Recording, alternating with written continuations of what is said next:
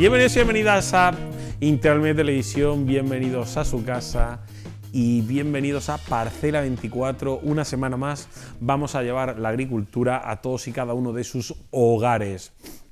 Hoy vamos a hablar de dos temas muy interesantes. En el apartado de innovación contaremos con Novagric, quien hablaremos sobre todas las innovaciones que están realizando en la industria auxiliar de la agricultura. Recordamos que es una de las empresas más importantes de la industria auxiliar a nivel nacional y sobre todo también, lógicamente, en la provincia de Almería. La primera parte de la entrevista se la vamos a dedicar al convenio colectivo del campo que se ha firmado o que ya ha comenzado a tener vigencia, que se firmó en el pasado 2024. Una consultora de Almería, Dual, ha apostado y ha hecho un pequeño resumen para que todos y cada uno de las personas que nos ven a través de la pantalla pues puedan conocer más de cerca los entresijos y qué es lo que se ha firmado en el convenio colectivo del campo, que es clave para el desarrollo y funcionamiento de nuestro maravilloso sector agroalimentario. Así que nada, antes de entrar en materia, comenzamos con nuestras noticias agrícolas.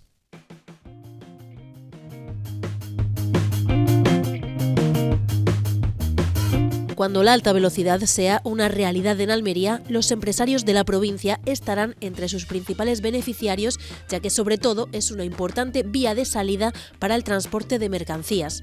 Las fechas no están claras, pero desde la Cámara de Comercio confían en que será una realidad. El AVE es una realidad. Como tú has dicho antes, será 26, será 27, vamos a luchar porque sea lo antes posible. Eso es una cosa que yo tomé esa bandera desde el principio y no la voy a soltar hasta que nos podamos subir en el AVE en Almería, y yo creo que lo del AVE es una realidad. De hecho, aseguran que esas obras avanzan a buen ritmo y ofrecerán un nuevo chequeo de las mismas el mes que viene. En marzo vamos a hacer nuestro nuevo chequeo de cómo vemos la obra. Ya te anticipo que yo, que la visito casi semanal, pues las obras van a buen ritmo, no se paraliza nada, no se reducen los ritmos en ningún sitio, las obras van como tiene que ir, la obra pública necesita sus tiempos. Y aunque en la provincia las obras avancen a buen ritmo, el gran atasco está en el soterramiento de Lorca, cuyos plazos de ejecución exceden el fin previsto de las actuaciones en Almería. Lorca es nuestro hándicap, en volumen es importante porque es una obra urbana, es complicada, pero relativamente corta. Y la última noticia que yo tengo de las últimas visitas que he hecho hace poquito, esa obra en condiciones normales, para que la gente se haga una idea, tendría aproximadamente 2, en el mejor de los casos, hasta 3 pantalladoras. Eso sería en el mejor de los casos. Puedo anticipar que yo he contado 8 pantalladoras. Lo único que está claro es que los trabajos de la alta velocidad avanzan. Ahora los empresarios almerienses centran sus esfuerzos en conseguir que sean también una realidad los puertos secos en la provincia, como el ansiado proyecto de Níjar. Fried Logística reúne estos días en Berlín a miles de profesionales del sector agrario de todo el mundo. Se trata de la principal feria de productos frescos que este año crece en número de participantes, con más de 2.700 stands de 90 países. En ella juega un papel clave Almería, ya que nuestra provincia, a pesar de estar en un rincón de España, abastece de frutas y hortalizas a 500 millones de europeos.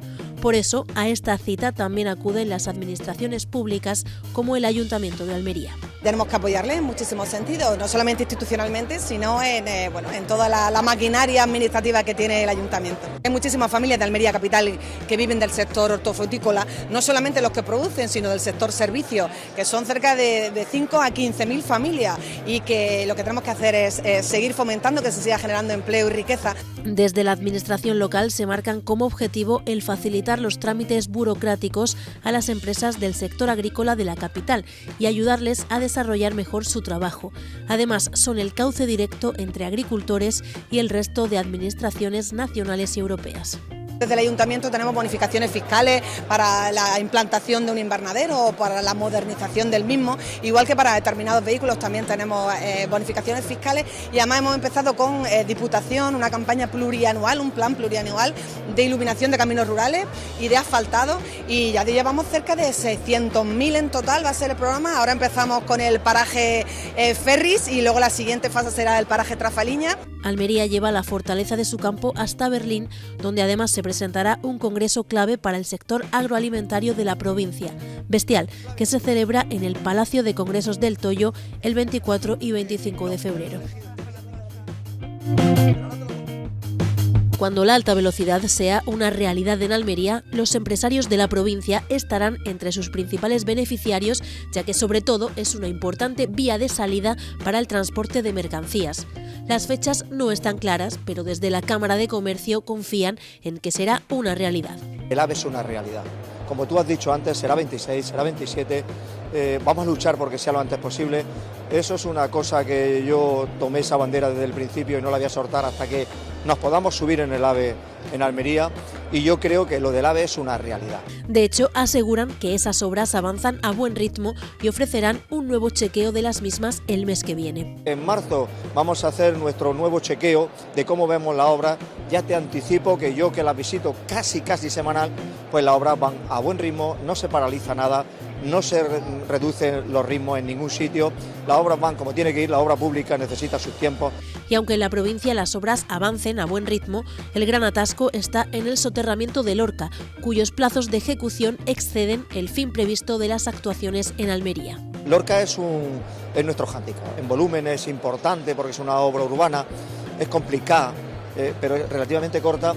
Y la última noticia que yo tengo de las últimas visitas que he hecho hace poquito, esa obra en condiciones normales, para que la gente se haga una idea, tendría aproximadamente 2, en el mejor de los casos, hasta 3 pantalladoras. Eso sería en el mejor de los casos. Puedo anticipar que yo he contado 8 pantalladoras. Lo único que está claro es que los trabajos de la alta velocidad avanzan. Ahora los empresarios almerienses centran sus esfuerzos en conseguir que sean también una realidad los puertos secos en la provincia, como el ansiado proyecto de Níjar.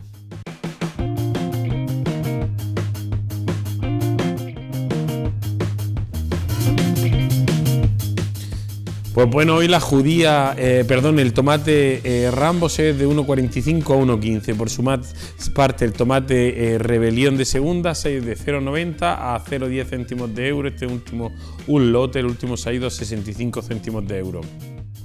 El RAF Rosco desde 1,10 a 0,50. El tomate Daniela es de 1,02 a 0,81. El doble G Daniela 1,38.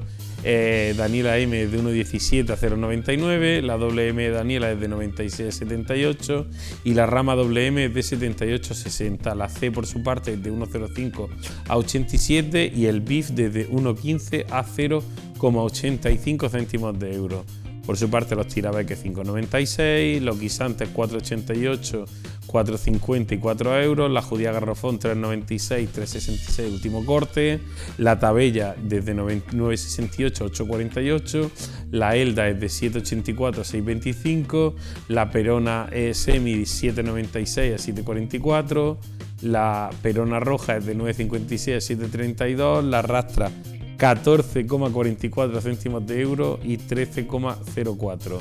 La Striki 12,56, 8,10, 7,48, 6,64 la Emerite y los pepinos 1,41, 1,28 el francés, el español 2,39, 2,06 y el Almería con bastante fuerza y con bastante rentabilidad desde 1,41 a 1,32 céntimos de euro. Los calabacines siguen en torno al euro desde 91,73, los calabacines gordos por su parte desde 87,71, los blancos 1,17, las berenjenas desde 1,81 a 1,02, la larga, ha sido la rayada, la larga es de 88,64 y por su parte el pimiento picante verde 2,41, el de padrón 5,16, 4,96, el italiano verde desde 2,14 a 1,95, el rojo desde 2,21 a 1,18, el lamullo verde desde 2,14 a 1,82, el lamullo rojo desde 2,09 a 1,80 y los California 1,64 a 1,48.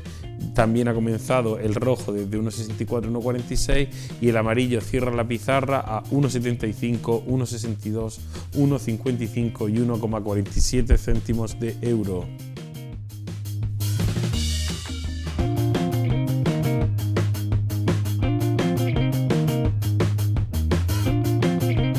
Bueno, pues ya estamos de vuelta en esta primera entrevista, ¿verdad? Entrevista muy especial pero también tenemos que dar antes una valoración muy positiva de lo que ha sido Free Logística. Desde aquí también queremos apoyar y darle la enhorabuena al gran trabajo que ha realizado esta casa Intermedia Televisión en esta fantástica feria, uno de los pilares de ferias de la agricultura europea. De verdad, enhorabuena al gran trabajo que se ha realizado, todas las entrevistas, dar toda la novedad de lo que ha sido el Messe Berlín de este año 2025, y de verdad son muchas las empresas que han acudido desde Almería, desde Andalucía. Una de las mayores aglomeraciones de empresas se ha realizado desde Almería, mayor número de empresas se realizó por parte de nuestra provincia.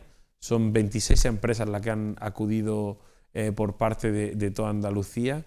Hemos tenido ahí a Biorizón, hemos tenido a gran parte del sector, no solamente comercializador, sino industrial y de industria auxiliar. Hemos podido ver empresas como estamos viendo ahora mismo, La Palma, Vicasol, también ha estado la Cámara de Comercio, ¿verdad? Es un punto de encuentro clave, como también lo es la comercialización. En este momento lo estamos viendo, no solamente en los almacenes de confeccionado, sino también en el campo.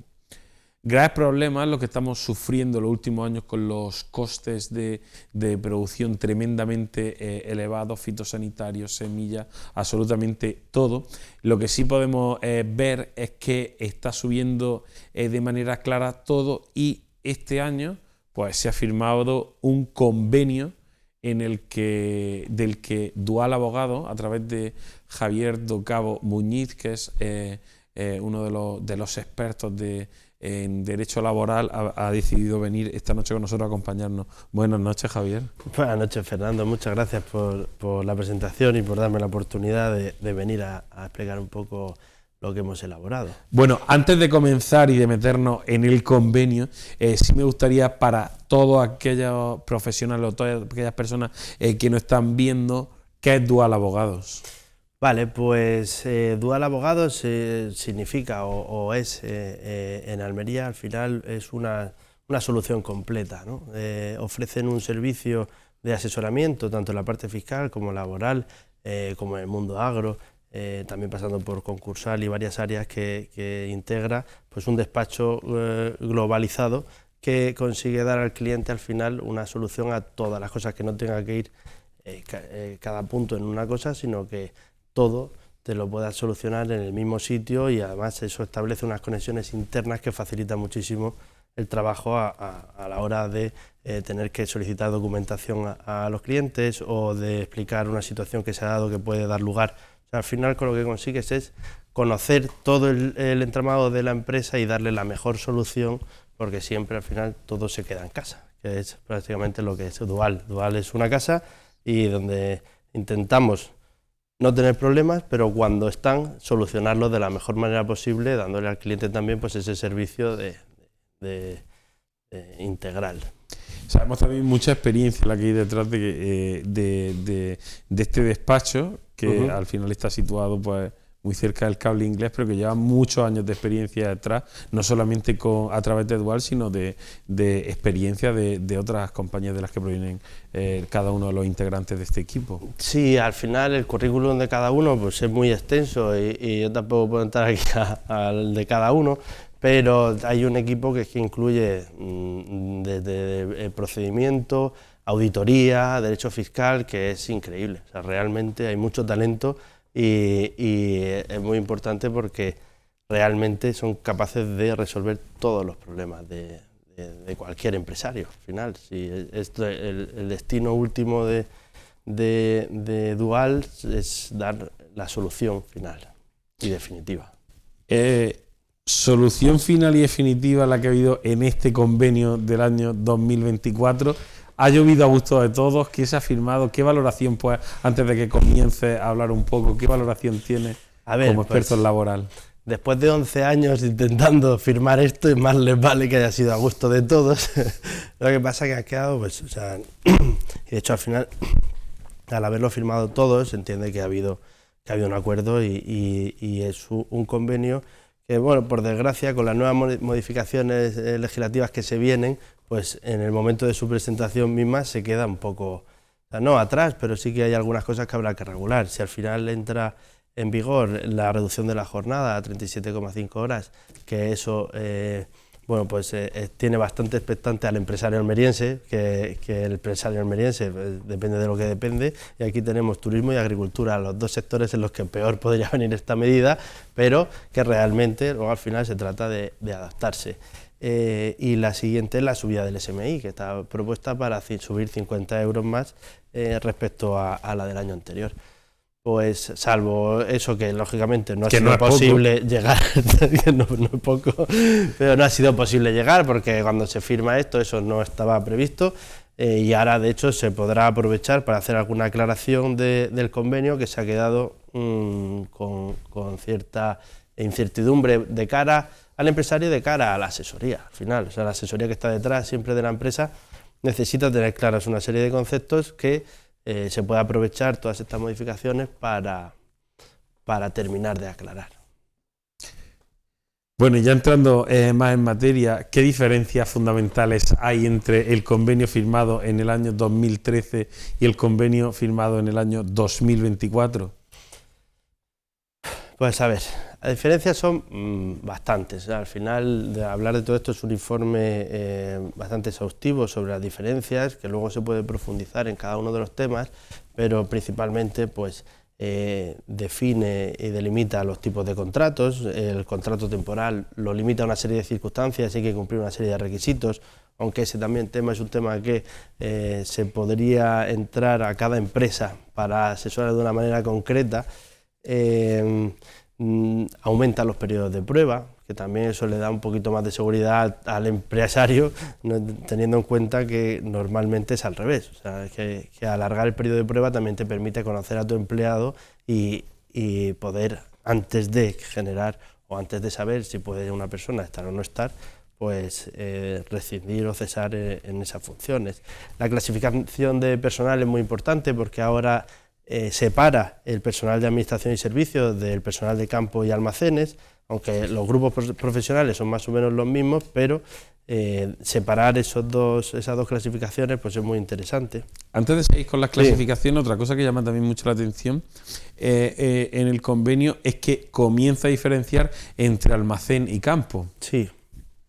Sí, pues al final se trata de que son prácticamente dos sectores distintos, o sea, entre almacén y administración y campo realmente no se podrían regular por el mismo sistema porque son dos campos totalmente diferenciados. Al final uno es indoor y el otro es outdoor, o sea, que uno tiene unas consecuencias y otro tiene, o sea, son digamos como dos tipos de trabajo dentro de un mismo sector. Pero en el mismo sector, pues casi todos los convenios tienen diferenciado el personal administrativo del personal no de campo, pero sí de faena. O sea, que realmente es una diferenciación que es importante hacer también para aplicar a cada uno su tipo de funciones y no se puede equiparar dentro del grupo 1 el personal administrativo del personal de campo, aunque sean encargados o jefes de administración. Son dos trabajos totalmente diferentes. Continúa el convenio también por hacer las separaciones claras y definir los grupos de trabajo. Puede haber un poco más de lío, o sea, la jornada laboral se mantiene en 1.826 horas, los 40 horas semanales de momento. La duración de las vacaciones pues es igual, son 30 días naturales. El anterior convenio no diferenciaba entre laborables y naturales, pero ahora se queda claro que son 30 días naturales, 22 laborables, y al final lo que intenta el nuevo convenio es dejar claro y cumplir con la legislación vigente, que es el cumplimiento de las vacaciones. Realmente antes lo que se hacía era incluir en el precio hora el precio de las vacaciones, y cuando el fijo discontinuo terminaba su contrato, pues las vacaciones no las disfrutaba, se las habían pagado previamente. Pues ahora lo que se intenta es... Lo que se hace es cumplir con la legislación y con la jurisprudencia que dice que las vacaciones no se pueden pagar, las vacaciones se tienen que disfrutar. ¿Cómo se hace eso? Pues o durante el periodo de que dure la campaña o al finalizar la campaña. Antes de darle la baja por fin de contrato, deberás de cumplir o disfrutar 10, 15 de las días, vacaciones, lo que sea. lo que le correspondan en proporción a los meses que haya estado trabajando. Bueno, eso sería un poco en cuanto a las vacaciones, que tienen un poco más de miga, pero así para no extendernos mucho, pues sería esta la situación. También me establece unos periodos en los que hay que fijarlos, porque al final, al ser trabajos muy estacionales... El tema de las vacaciones, que se pueden disfrutar hasta 18 meses después del año natural, eso... Eso en fijos discontinuos no ocurre mucho. O sea, al final el fijo discontinuo se termina su trabajo y no tiene... O sea, esto está más enfocado a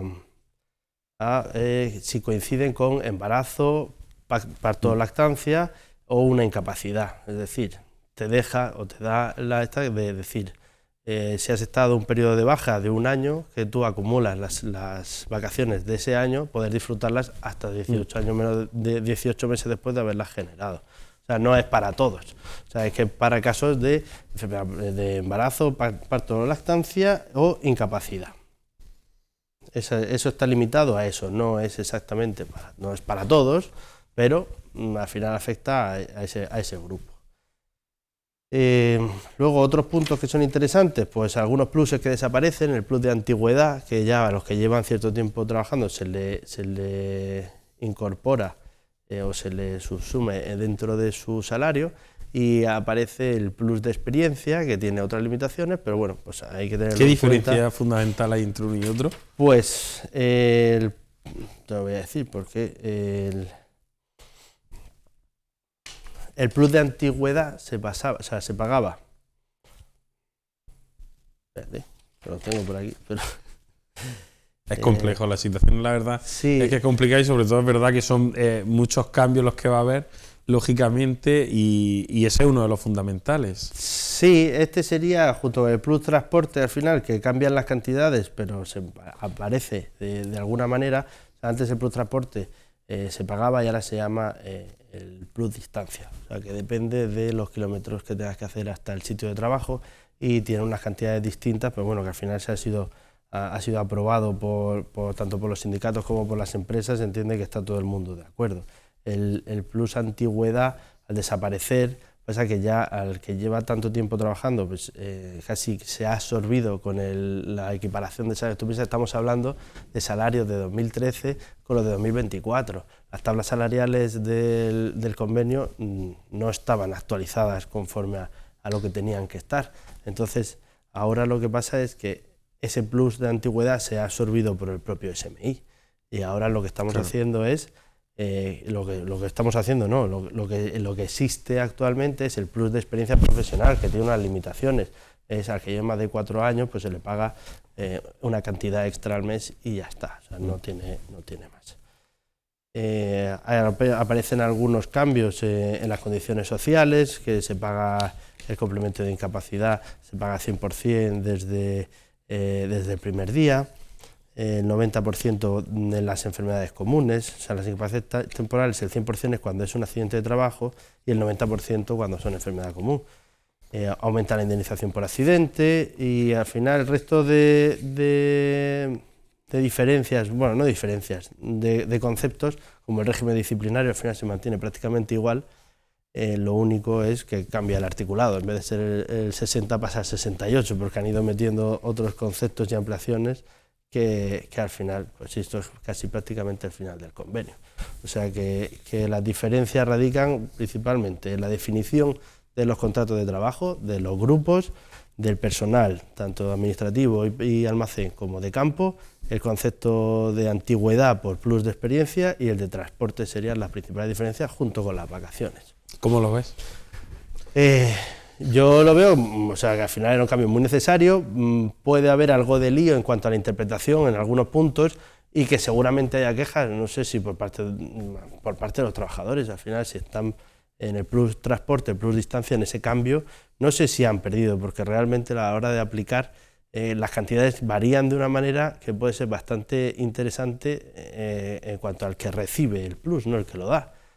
Pero como ahí hay un apartado que se puede recoger en función de los kilómetros o del tiempo que haya hasta la finca donde desarrollen su trabajo, o que sean más para forestales, pero a veces las ficas pues tienen un recorrido claro, bastante tumultuoso, y ese tiempo o se paga prorrateado o se descuenta de la jornada de trabajo. Entonces por ese lado ellos tienen que, o sea, al final el trabajador va a decidir o ese tiempo se me considera tiempo trabajado o ese tiempo se me paga, ya en función de las necesidades de cada uno.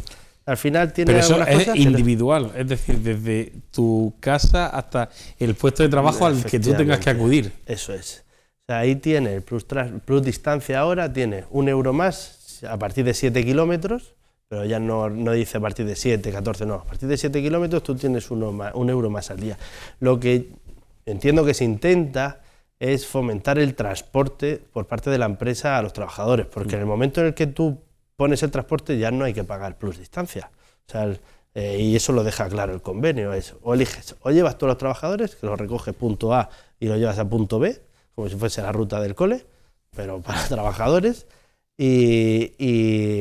o pues le pagas pues eso, 1 euro más a partir de los 7 kilómetros, o en función de la complejidad de llegar y del tiempo que se tarde, me parece que era a partir de 40 minutos, que se considere que ese tiempo es tiempo trabajado. Bueno, es una mejora social realmente, porque tú desplazarte durante 40 minutos a un sitio al final te hace pues perder 2 horas más de tu vida al día. Entre que subes al coche, llegas y tal, pues tiene sus ventajas para todos y desventajas para todos. Javier, bueno, yo supongo, muchísimas gracias y enhorabuena por el informe que ha realizado, bastante completo, sobre todo para comparar. Sabemos que uno de los grandes problemas que está teniendo la industria agroalimentaria, concretamente, como bien has definido, en la parte del campo y sobre todo el apartado comercializador, son las subidas de salarios interprofesionales, porque no está acompañado por una subida del precio del producto. Esto, las medidas a 37 horas y media y la subida del salario puede ser un punto clave para perder todavía más competitividad en el sector agroalimentario. Efectivamente, o sea, al final yo en la parte económica de cada empresa no entro, pero lógicamente, o sea, reducir las horas de trabajo pagando el mismo precio, subiendo el salario mínimo sin elevar los costes, al final no es ni siquiera es matemática, economía sencilla. Sin ser economista te das cuenta que los números no van a salir. O sea, si tú no ayudas o no favoreces, incluso pueden ser, no tienen que ser medidas directamente en cuanto al precio del producto, se podrían tomar medidas en cuanto a la fiscalidad de los empresarios a la hora de aplicar en sus costes, en su facturación, en su todo. O sea, se podrían aplicar otras soluciones que las que hay actualmente, que no esté todo a golpe de subvención, por decirlo de alguna manera, que no todo el mundo la recibe, pero parece que sea un sector totalmente subvencionado y que por eso pues todo el mundo es feliz, pero la realidad es que esas subidas van a provocar bastante daño sobre todo en el pequeño, bueno, yo creo que en el pequeño y en el gran agricultor, porque no todo el mundo puede repercutir en sus precios, o sea, es imposible. Javier, otra pregunta que sí me gustaría hacer. Llevan muchísimas empresas o asesoras también a muchísimas empresas. En el ámbito laboral, ¿cómo se encuentran las empresas del sector agroalimentario? ¿Cómo se encuentra? Pues cada vez, la verdad que, gracias a Dios, mucho más mentalizadas de la importancia del derecho laboral en la aplicación de sus trabajadores, porque si no se hacen las cosas bien, es un problema que te genera no frente al trabajador, sino frente a la administración y a la propia empresa, que luego puede dar lugar. Entonces, cada vez están los empresarios mucho más mentalizados, mucho más formados, mucho más mentalizados de las consecuencias que tiene una gestión del personal y de las cosas que pasan dentro de la empresa, tanto en el punto de los despidos como en los derechos de los trabajadores. Todo eso ya se está respetando muchísimo y se está cumpliendo cada vez lo más, que las empresas se esfuerzan por cumplir con todos los requisitos, porque también es importante. O sea, al final la parte personal en la agricultura es fundamental. Sin la parte del personal prácticamente no habría agricultura. O sea, o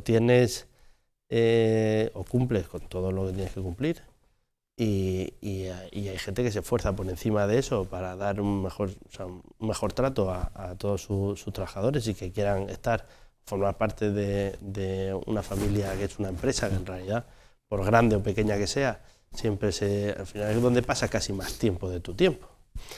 Entonces, pues eso, actualmente las empresas están mucho más preparadas y mucho más concienciadas de la importancia de seguir el derecho laboral y las instrucciones y las obligaciones de seguridad social y laborales en general, y prevención de riesgos laborales. O sea que al final ahí hay mucha información y muchas cosas que afectan mucho y pueden afectar mucho más a la economía de una empresa. O sea, al final un accidente de trabajo que no ha sido culpa de un empresario, del agricultor, puede derivar en un recargo de prestaciones que, si no tienes o no has cumplido el tema de prevención de riesgos laborales y de seguridad, pues tienes un problema que te puede dar lugar a un cierre. O sea, que es una cosa muy, muy seria, que eso además Seguridad Social no pregunta. Primero dispara y luego ya tú te defiendes como puedas. Javier, hay muchas asociaciones, sindicatos, asociaciones sectoriales, sindicatos, que hablan sobre pues, una problemática también, que en este aspecto es verdad que en el ámbito laboral el empresario que se encuentra un poco solo y desprotegido ante la ley. ¿Es así? Sí, la verdad, o sea, siempre parece que estamos centrándonos en la protección del trabajador, que históricamente puede haber sido el gran maltratado por esto, pero la administración también se tiene que dar cuenta, tanto la administración como trabajadores, que ese papel parece que se está invirtiendo. O sea, realmente el empresario sufre unas consecuencias derivadas de tiempos atrás que ahora mismo, históricamente, o sea, se está reflejando en la dureza con la que se trata a un empresario. Pero en este cambio se está olvidando que realmente sin el empresario no habría trabajo. Y si los empresarios decidieran lo contrario a lo que han hecho los trabajadores durante todo este tiempo, las consecuencias serían fatídicas. O sea, que hay que proteger al empresario igual que al trabajador, dentro de que cada uno está en una posición distinta, pero es muy importante que mantengamos el talento y las ganas de la gente que está invirtiendo su tiempo y su dinero en hacer algo que da de comer a mucha gente. Y muchas veces, a pesar del trabajador estar muy cuidado, es insuficiente por parte de la administración y siempre van a exprimir al empresario lo máximo posible.